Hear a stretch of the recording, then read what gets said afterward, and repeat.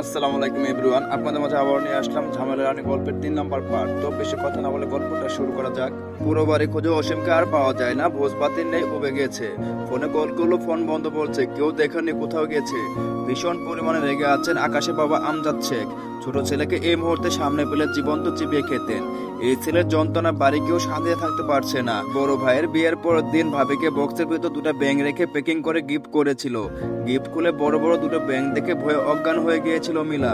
আর এবার মেজো ভাইয়ের বউকে কেঁচো করে এনে প্যাকিং করে গিফট করেছিল, তাও একটা দুটো কেঁচো না, 50টারও বেশি হবে হয়তো। কি পরিমাণ বাদর হলে এমন কাজ করে। রাহা কোনো রকম হাসি চেপে সোফায় বসে আছে, তবু একটু পর পর মুচকি হাসছে। কেঁচোগুলো পরিষ্কার করে ফেলে দিয়েছে কাজের বুয়া। সব মেয়েরা পুনরায় সোফায় বসেছে। আকাশ বড় ভাইয়ের সাথে বাইরে গিয়েছে। রাগে গোজ করতে করতে বাড়ির ভেতরে প্রবেশ করে আমজাদ শেখ আর ওনার বড় ভাই আজলান শেখ। রান্নার দিকটা দেখার জন্য দুই ভাই এগিয়ে যায়। প্যান্ডেল ডেকোরেশনের দিকটা আকাশের ফুপা দেখছেন। দুপুরের পর রাহাকে সাজানোর জন্য পার্লার থেকে বিউটিশিয়ান আসে। রাহার ভাবি মেকআপ পছন্দ নয়, তাই বিয়ের দিন লাইট মেকআপ করেছিল, কিন্তু আজ আর ননদরা বলছে তাকে ভারী মেকআপ করতেই হবে, তাই চুপচাপ বসে আছে। তার মেকআপ আর্টিস্ট রাহাকে সাজিয়ে দিচ্ছে। মেরুন রঙা লেহেঙ্গার সাথে ভারী মেকআপ রাহাকে দেখতে অসম্ভব রকমের সুন্দর লাগছে, তবে আসল চেহারা ঢাকা পড়েছে ভারী মেকআপের আড়ালে। সবাই নতুন বউয়ের সাথে সেলফি তুলতে ব্যস্ত। নতুন বউয়ের মাঝে যেমন রাজকতা মিশে থাকে, তার বিন্দু মাত্র রাজকতা নেই রাহার মাঝে। তাকে দেখে মনে হচ্ছে বিয়েটা তার সাথে হয়নি, নিজেই বিয়ে খেতে এসেছে। যে যা জিজ্ঞেস করছে ফটাফট উত্তর দিচ্ছে। সবাই বুঝতে পারছে রাহা চঞ্চল প্রকৃতির মেয়ে। রাহাকে রুম থেকে বের করে নিয়ে নিচে আসা হয়। আকাশ তৈরি হয়ে নিচে রুম থেকে বেরিয়ে আসে। সিঁড়ির কাছে এগিয়ে আসতে চোখ পড়ে সোফায় বসে থাকা মেরুন রাঙ্গা লেহেঙ্গা পরিহিত রমণীর দিকে। রমণী টকটকে লাল ঠোঁট, একটু পর পর মুচকি হাসছে। আকাশ ডান হাতটা তার বুকের বাঁ পাশে রেখে জোরে শ্বাস নেয়। তারপর ধীর পায়ে সিঁড়ির বেয়ে নামতে থাকে। আকাশ নিচে নেমে আসতে কয়েকজন বলে ওঠে, ওই তো নতুন জামাই চলে এসেছে। সকলের সাথে সাথে রাহাও চোখ তুলে তাকায়। চোখাচোখি হয় দুজনে। রাহা চোখ নামিয়ে নেয়। আকাশের কাছ থেকে দেখতে থাকে নিজের পিচ্চি বউটাকে। রাহার বাবা বাড়ি থেকে লোকজন আসে। সকলকে দেখে রাহা হাসি চওড়া হয়। রাহা আর আকাশকে স্টেজে বসানো হয়। ফটোশুট হয় দুজনের সাথে বাড়ির সকলের। হাসির আনন্দের সময় গড়িয়ে যায়। স্টেজ থেকে একে একে নেমে আসে সবাই। আকাশ রাহার হাত ধরে স্টেজ থেকে নামার জন্য উদ্যত হয়। সিঁড়ির কাছে দাঁড়িয়ে আছে সমুদ্র, কথা বলছে অসীমের সাথে। আপাতত অসীমকে ছাড় দেওয়া হয়েছে, সুযোগ বুঝে উদ্যম মাধ্যম দিবে। সিঁড়ি বেয়ে নামার সময় লেহেঙ্গার সাথে হিল বেঁধে হুচুট খায় রাহা। পরে যেতে যেতে হাত বাড়িয়ে খামচে ধরে সমুদ্রে পাঞ্জাবি। রাহার হাতে ধাক্কায় উপর হয়ে নিচে পড়ে যায় সমুদ্র। ঢাল সামলাতে না পারে রাহার সাথে আকাশও নিচেও হোঁচট খায়। কোনো মতো নিজেকে ব্যালেন্স করে সোজা হয়ে দাঁড়ায় রাহা। নিজের দিকে তাকাতেই দেখে সমুদ্রে পাঞ্জাবি ছিঁড়ে গেছে উপর থেকে নিচ পর্যন্ত। উপস্থিত সকলে তাকিয়ে আছে নিচে পড়া বাড়ি বড় ছেলে সমুদ্র শেখের দিকে আর আকাশ রাহার দিকে।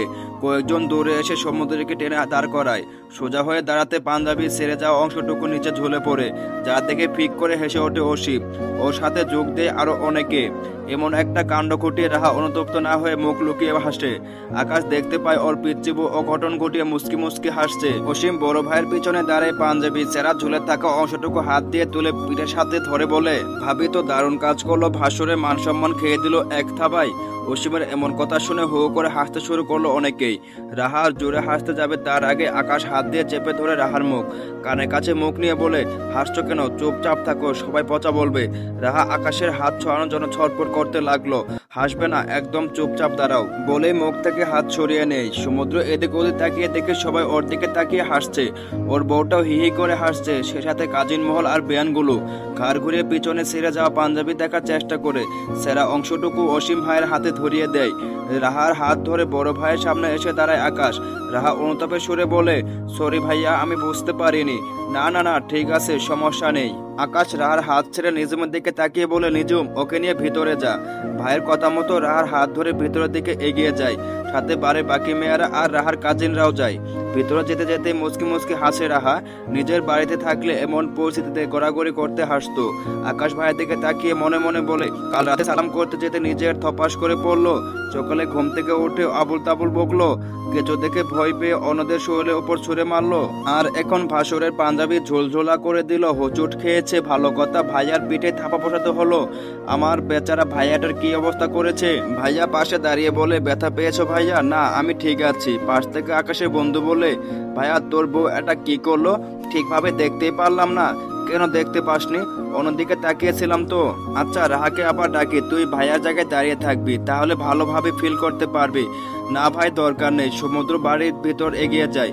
ছোট ভাই বড় ভাই বন্ধুগুলো হো হো করে হাসতে থাকে সমুদ্রে যাওয়ার পথে তাকিয়ে। জীবনে প্রথম এমন কিছু ঘটলো, সমুদ্রের সাথে বিড়বিড় করে বলল, ভালো হয়েছে যে পাঞ্জাবি ধরেছিল, প্লেন ধরলে তো সব শেষ, আল্লাহ বাঁচিয়েছে আজকে।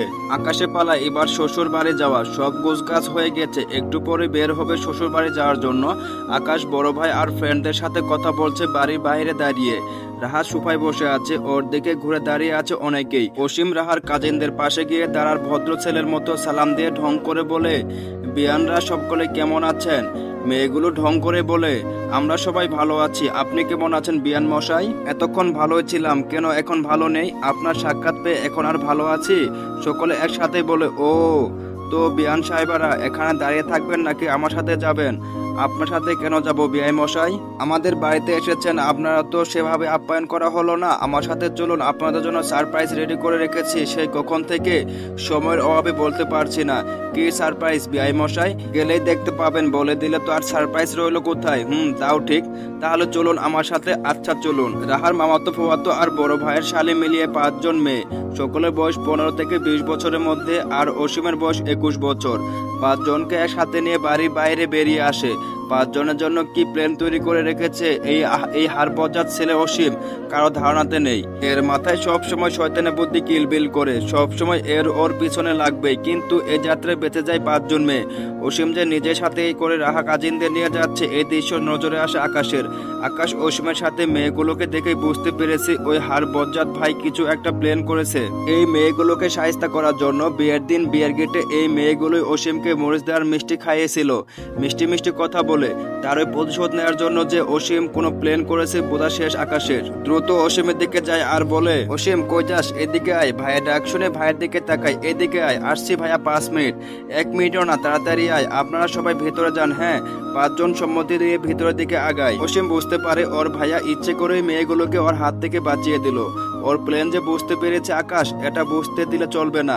তাই বলে, ভাইয়া তুমি বিয়ান সাহেবাদের ভিতরে পাঠিয়ে দিলে কেন?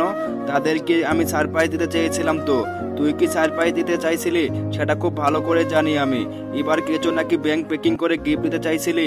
ওই বাড়ির লোকদের সাথে উল্টাপাল্টা কিছু করলে খবর আছে তোর। মুখ ছোট করে বলে, এরকম কিছু করতে চাইনি বলে অন্যদিকে চলে যায়। বিড় করে বড় ভাইয়ের গোষ্ঠী উদ্ধার করে দেয়।